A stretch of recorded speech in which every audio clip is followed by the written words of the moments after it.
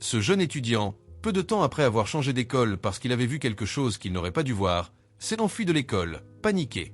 Il a même menacé d'appeler la police, mais avant qu'il ne puisse s'échapper, il a été immédiatement percuté par une voiture, ce qui l'a gravement blessé.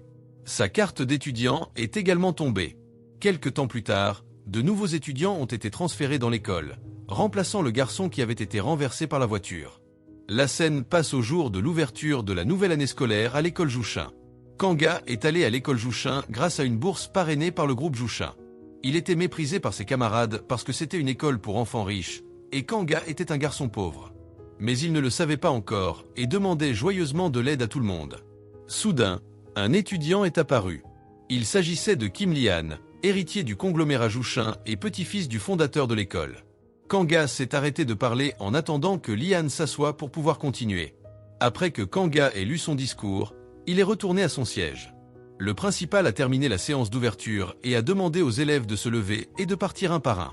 Kanga, perplexe, ne comprenait pas le sens de la phrase et avait l'intention de se lever et de partir en premier. Mais les autres élèves restaient assis à leur place et attendaient que Lian se lève et parte pour oser quitter leur siège. Kanga a commencé une conversation avec un étudiant et lui a demandé pourquoi, mais ce dernier, avec mépris, n'a pas pris la peine de continuer à parler.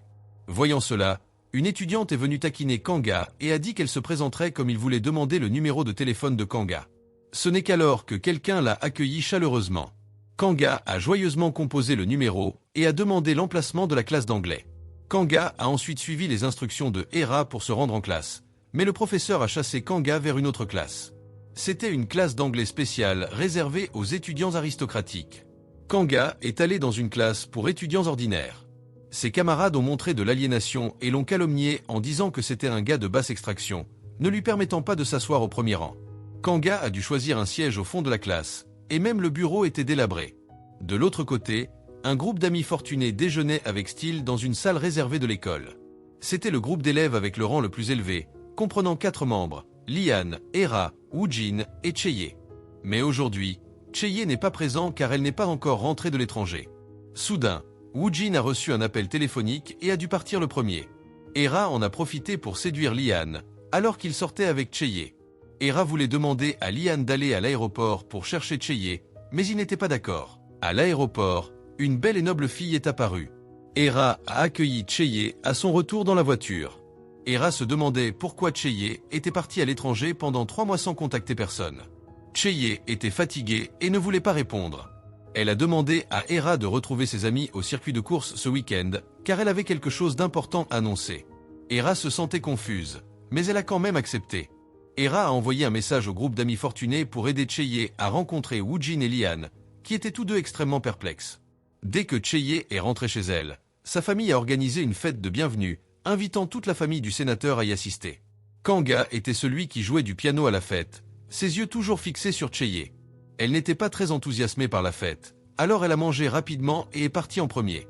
Le président Young, le père biologique de Cheye, l'a poursuivie et lui a demandé si quelque chose la rendait malheureuse.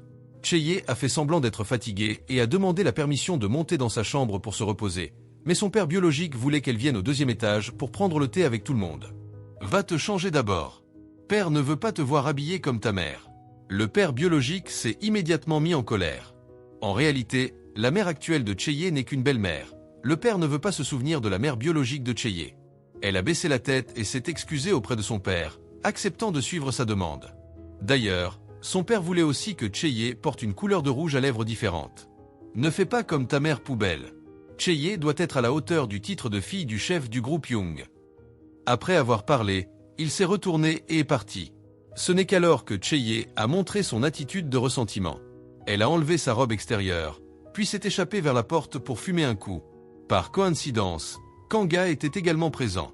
En voyant le charme de Cheye, il a immédiatement rougi. Cheye a commencé à parler à Kanga et a proposé de lui emprunter une chemise, voyant qu'il faisait un peu froid. Il a galamment accepté. Cheye a pris la chemise et est immédiatement parti. Maintenant, Kanga ressentait le froid. Ensuite, Cheye est allé au lieu de rendez-vous avec le groupe d'amis fortunés. Hera et Woojin étaient un peu surpris par la façon étrange de s'habiller de Cheye. Ryan est apparu et a regardé Cheye avec passion. Hera et Woojin n'osaient pas parler. Cheye a pris la parole en premier et a voulu faire une course avec Lian. Celui qui gagnerait pourrait demander à l'autre de faire un souhait. Liane voulait savoir quel était le souhait de Cheye. Fais la course et tu sauras. Les deux ont commencé la course. Hera et Woojin attendaient impatiemment les résultats. 2 voitures de luxe se sont précipitées sur la route. Liane était toujours en tête, empêchant Cheye de le dépasser. Mais voyant que Cheye voulait gagner au péril de sa vie, Liane a fait semblant de perdre le contrôle et a dérapé hors de la piste. Cheye a saisi l'opportunité de le dépasser et a été la première à terminer. Liane n'est arrivée que plus tard. Il a demandé à propos de Cheye, mais elle s'en fichait et a directement dit son souhait « Séparons-nous ». Liane est restée immobile pendant 5 secondes. Les 2 amis ont pris l'initiative de partir, laissant Liane et Cheye rester pour discuter.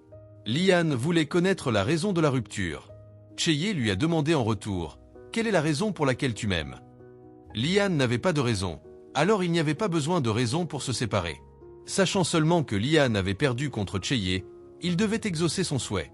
Désormais, ils seront amis. Cheye se retourna et partit. Liane resta sur place, se remémorant les beaux souvenirs de leur relation amoureuse, sans savoir ce qu'il avait fait de mal. Le lendemain, Liane alla en classe.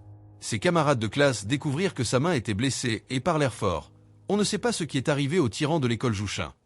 Cheye remarqua que Liane était blessée et s'inquiéta un peu. Kanga pensa que Cheye le regardait, alors il lui fit signe de la main. Le professeur annonça aux élèves qu'aujourd'hui, ils allaient organiser des candidatures pour les classes de talent. Kanga ne comprenait pas, alors il demanda à ses camarades de classe, mais personne ne voulut lui répondre. Le professeur emmena le chef de classe dans une salle privée et lui demanda de faire attention aux nouveaux élèves transférés. Ne laisse pas quelque chose comme la dernière fois se reproduire.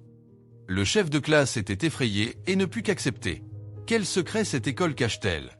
De l'autre côté, Liane se rendit sur le terrain de rugby, mais il n'était pas d'humeur à jouer. Assis sur le banc, il se demandait à ses amis pourquoi Cheye avait dit au revoir. Ils avaient une très bonne relation, et ils n'avaient rien fait de mal. Les filles sont parfois difficiles à comprendre, répondit un ami. Peu importe pourquoi, Liane. Tu n'as qu'à dire désolé à J, elle sera peut-être prête à pardonner. Hera, une fille qui voyait Liane ainsi, essaya d'aider Liane à organiser un rendez-vous avec Cheye. Soudain, Kanga arriva et s'apprêta à grimper sur la rangée de sièges au-dessus pour s'asseoir. Immédiatement, un groupe d'amis apparut, Baek l'attrapa et l'emmena. Kanga fut conduit dans une pièce fermée par le groupe d'amis qui lui rappela de connaître sa place. Dans cette école, Kanga n'était pas autorisé à passer en premier, ni à s'asseoir en haut. Surtout, il ne fallait pas mettre en colère les enfants riches. Ce sont des élèves spéciaux à l'école Jushin en raison des contributions de leur famille. Les étudiants riches et les étudiants boursiers se distinguent par leur couleur. Le rouge représente les étudiants riches et le bleu représente les étudiants boursiers. Parce qu'ils sont de la même classe inférieure, le groupe d'amis conseille à Kanga d'éviter les ennuis. Kanga restait intrépide et affichait une expression extrêmement confiante.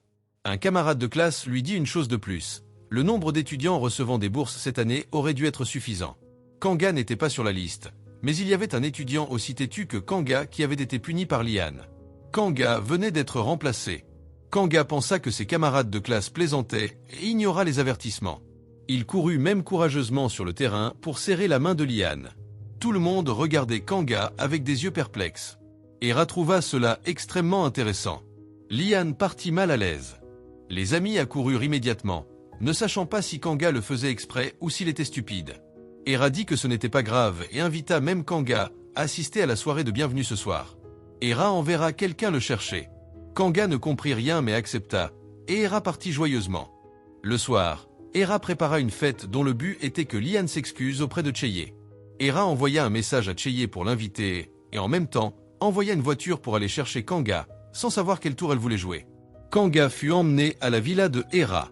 Il dut laisser son téléphone à la sécurité, qui le lui rendrait après la fête. Kanga entra tranquillement à l'intérieur, seulement pour découvrir que c'était une fête pleine de filles en train de boire et de fumer, ce qui n'intéressait pas du tout Kanga. Hera vit que Kanga, notre protagoniste, était arrivé. Le groupe d'amis accueillit Kanga avec un jeu de boissons. Parmi les 6 verres d'alcool, il y aurait un verre contenant un stimulant extrêmement fort. En réalité, Hera avait mis de la drogue dans 5 verres. Un seul verre contenait de l'alcool normal. Hera se porta volontaire pour choisir en premier, car elle savait où se trouvait le verre de vin normal. Kanga, ne sachant pas boire, demanda à abandonner. Mais ses amis le forcèrent à participer, ne voulant pas gâcher les efforts de préparation de Hera. Kanga dut donc choisir une coupe au hasard.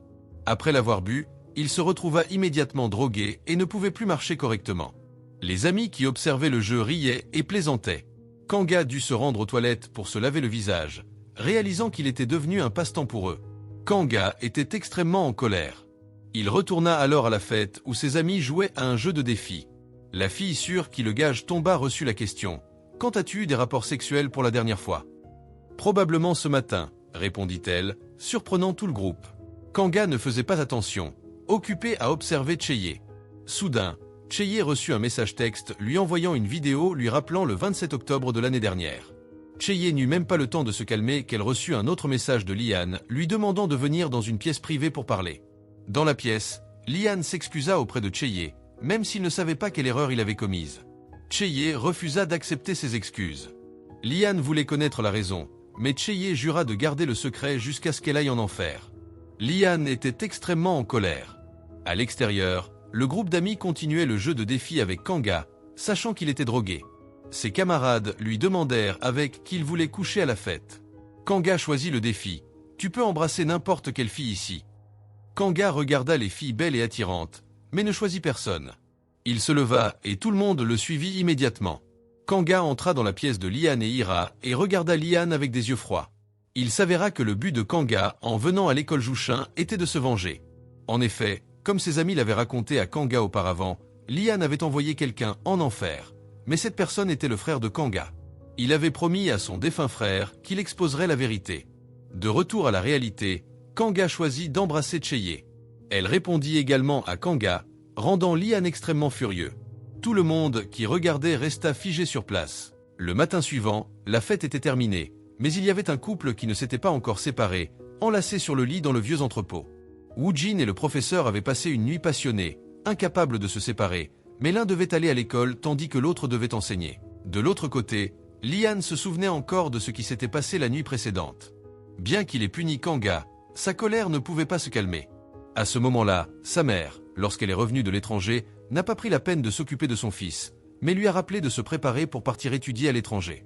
Bien qu'il lui restât encore 1 an pour terminer le lycée, elle ne se souvenait même plus de l'âge de son fils. Elle pensait qu'en engageant une bande de serviteurs pour s'occuper de Liane, il aurait une vie comblée, mais ce qui manquait à Liane, c'était l'amour de sa mère. Elle est partie en colère et ne s'intéresse qu'au travail. La pression des enfants riches consiste à choisir quelle voiture plianèdre pour aller à l'école. Aujourd'hui, Liane a choisi une voiture de course pour se lianèdre à l'école. Devant la porte de l'école, Kanga a reconnu un vieil ami, mais ce gars a fait semblant de ne pas le connaître. Kanga l'a rapidement évité et est allé avec d'autres amis.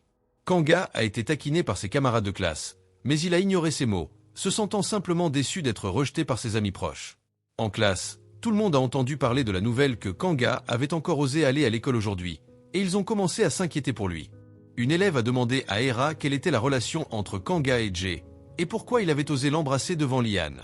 Une autre élève a dit qu'à ce moment-là, Kanga était sous l'emprise de drogue, donc il n'avait pas peur.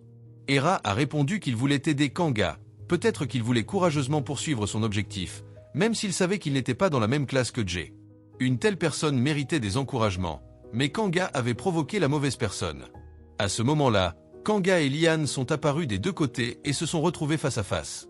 La raison pour laquelle Kanga a embrassé Jay était parce qu'une élève lui avait dit que Jay était le déclencheur de Liane. Juste en la touchant, Liane aurait une réaction animale, ce qui avait causé la mort du frère de Kanga, car il avait osé s'approcher de Jay. Revenant à la réalité, Liane vit que Kanga ne se déplaçait pas et devait conduire ses amis autour de lui. Kanga se retourna pour regarder Liane avec des yeux froids, puis quitta également la position. Liane alla ensuite chercher Jay, pensant qu'elle utilisait Kanga comme de la chair à canon pour mettre fin à la relation avec lui. Liane voulait encore connaître la véritable raison de la rupture, mais Jay refusa de le dire. Alors Liane décida de surmonter tous les obstacles sur son chemin. Après avoir dit cela, Liane se retourna et partit. À l'extérieur, il demanda à son ami de s'occuper de Kanga. Liane voulait que Kanga sache de ne pas toucher aux choses qui ne lui appartiennent pas. L'ami appela alors le groupe d'élèves boursiers en classe, leur demandant de ne pas entrer en contact avec Kanga et planifiant de s'en occuper. Kanga était encore assis en classe en train de rire. « Vous me dites cela exprès ». Le président du groupe des élèves boursiers attrapa Kanga et lui tordit facilement le bras. Kanga afficha un visage doux mais non facile à intimider. Soudain, Jay s'approcha, et Kanga était occupé à la regarder quand il fut mordu par le président. Le professeur vit cela et chassa le président, puis demanda aux élèves de s'asseoir et d'écouter l'annonce. L'école Jushin organisera bientôt un événement de forêt curative et demandait à tous les élèves de s'inscrire pour participer. Quiconque ne viendrait pas devait donner un préavis d'1 heure. Kanga ne se souciait pas de cela. À la fin du cours, Kanga suivit Jay, ayant quelque chose à dire, mais se tut en raison de la présence de Tash. Jay suggéra simplement de le dire. Kanga voulait s'excuser pour la nuit précédente. Jay, sans aucun calcul, pensant simplement que les amis s'amusaient à la fête, conseilla à Kanga de ne pas trop réfléchir. En considérant que Jay remboursait Kanga pour avoir prêté sa chemise la dernière fois, il y avait quelque chose que Jay voulait rappeler à Kanga. Il devrait quitter l'école, c'était le seul moyen d'aider Kanga à échapper à Liane. Après avoir dit cela, Jay se retourna et partit. Hera se demanda alors pourquoi Kanga avait choisi Jay parmi les innombrables filles à la fête, car elle était la plus belle. Hera ne croyait pas que les paroles de Kanga étaient vraies. Il n'y avait aucune raison pour Kanga d'accepter de parier sa vie juste en échange d'un baiser. Le soir, Hera alla à l'hôtel chercher Liane et découvrit accidentellement Jay debout devant la porte sans entrée. Hera était sur le point de raconter cette histoire à Liane, mais le vit en train de regarder une vidéo commémorative avec Jay. Les deux étaient très heureux. Hera montra à Liane comment raviver son ancien amour. Il devait sortir avec une autre fille. Quand une fille voit le garçon qui lui était autrefois fidèle aimer soudainement une autre fille, elle ne peut supporter la perte dans son cœur, mais elle trouve un moyen de se remettre avec le garçon plutôt que de perdre du temps à essayer de comprendre l'autre fille. Liane voulait demander à Hera de découvrir le secret que Jay cachait. Hera, étant la meilleure amie de Jay, obtiendrait certainement des informations utiles. Bien qu'Hera fasse semblant de ne pas vouloir trahir Jay, elle accepta néanmoins la suggestion de Liane. Lors d'une autre fête, Jay buvait avec Woojin et qui voulait également découvrir le secret de Jay. Juste au moment où le téléphone sonna, Jay comprit que Woojin avait aussi un secret. Soudain, Jay reçut un message. Une personne mystérieuse dans l'ombre avait envoyé une lettre anonyme menaçant Jay. Cette personne promettait d'envoyer une vidéo scandaleuse de Jay à son père. Il y a 1 an, Jay avait déjà été confronté à la même situation et avait été extrêmement effrayé, car le président Young est une personne qui accorde plus d'importance à la réputation qu'à la famille. Même la mère biologique de Jay avait été traitée par lui.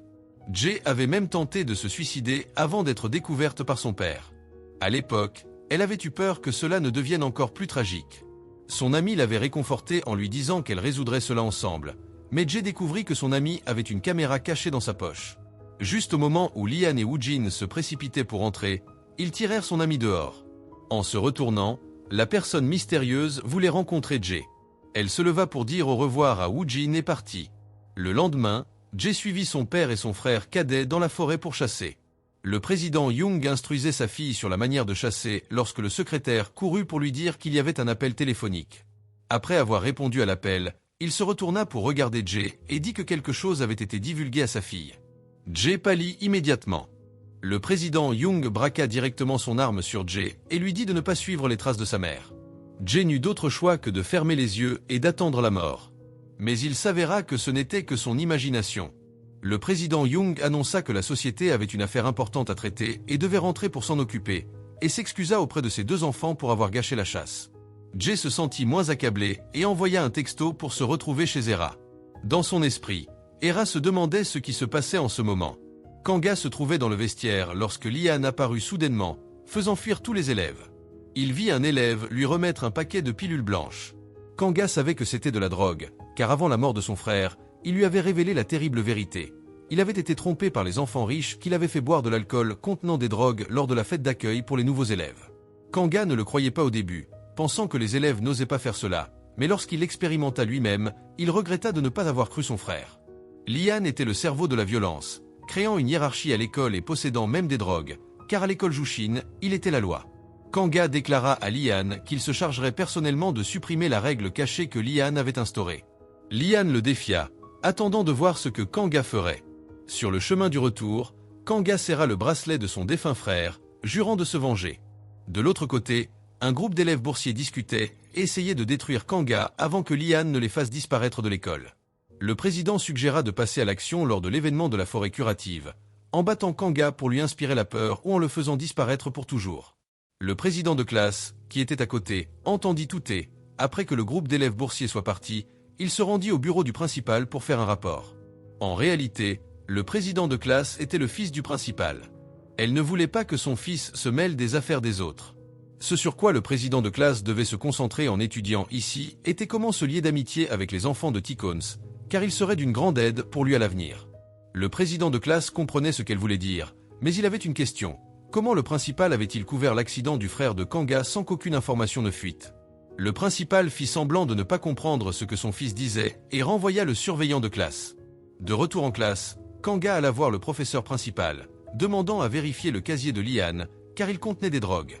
Mais le professeur principal refusa d'ouvrir le casier, expliquant que l'ouverture des casiers personnels des élèves était illégale. Kanga exposa immédiatement le professeur principal, qui essayait de couvrir les enfants riches. Le professeur principal conseilla à Kanga de connaître sa place.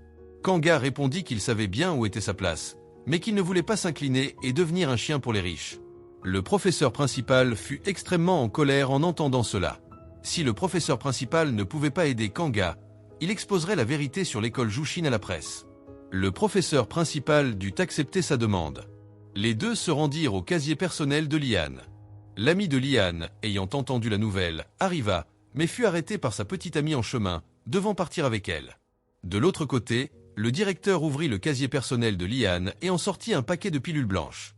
Kanga voulait faire tester les ingrédients, mais le professeur principal confirma qu'il s'agissait d'un médicament pour traiter la dépression utilisé par les élèves de l'école Jushin pour faire face à la pression des études.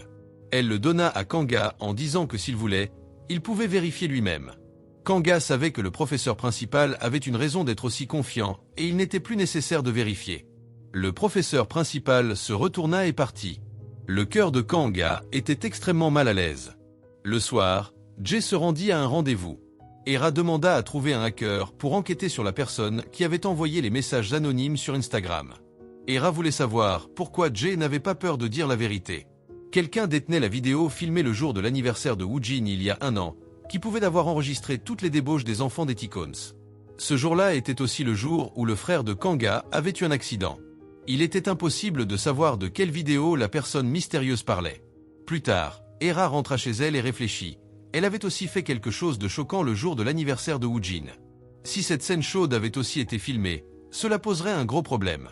Elle contacta rapidement quelqu'un pour trouver un hacker pour enquêter. Quelques jours après, l'événement de la forêt curative eut lieu. Les élèves venaient souvent en bus scolaire, les élèves riches arrivaient en voiture privée, et des personnes comme Liane et Woojin devaient prendre l'avion pour se rendre sur le lieu des activités. Mais il y avait toujours une hiérarchie claire. Le golf était réservé aux Ticons, un peu plus bas se trouvaient les bains et le sauna, et le groupe d'élèves boursiers montait la montagne. Un groupe d'élèves riches pariait entre eux. 2 filles pensaient que Kanga pourrait passer, tandis que 2 garçons pariaient que Kanga serait éliminé dès le début. Le président de la classe, de l'autre côté, conduisit Kanga au campement et lui montra la dernière chambre de la rangée. C'est là où Kanga vivrait.